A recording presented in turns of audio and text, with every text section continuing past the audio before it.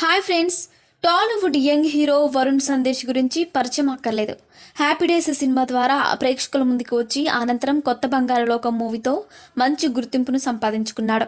తద్వారా వరుస సినిమాలు చేసినప్పటికీ అంతగా ఆకట్టుకోలేకపోయాయి. ప్రజెంట్ సినిమాలకు దూరంగా ఉంటున్నాడు వరుణ్ సందేశ్. ఇక వ్యక్తిగత విషయానికి వస్తే వరుణ్ సందేశ్ నటి వితికా షేరుని ప్రేమించి పెళ్లి చేసుకున్నారు.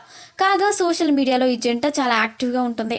ముఖ్యంగా వితికా మాత్రం తనకు సంబంధించిన ప్రతి ఒక్క అప్డేట్ని తన ఫ్యాన్స్తో పంచుకుంటూ ఉంటుంది.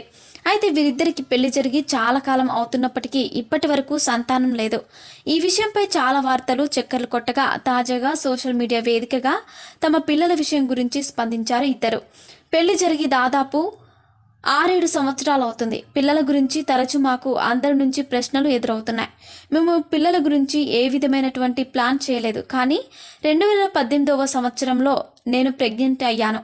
కానీ 40 డేస్ తర్వాత మిస్క్యారేజ్ అయింది. అలా మిస్క్యారేజ్ అయిన తర్వాత మేము అమెరికా నుంచి ఇండియా వచ్చేసాం.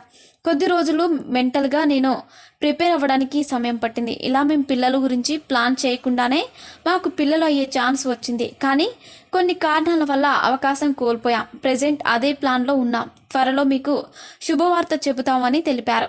మరిన్ని ఇంట్రెస్టింగ్ అప్డేట్స్ కోసం మా ఛానల్ని సబ్స్క్రైబ్ చేసుకోండి.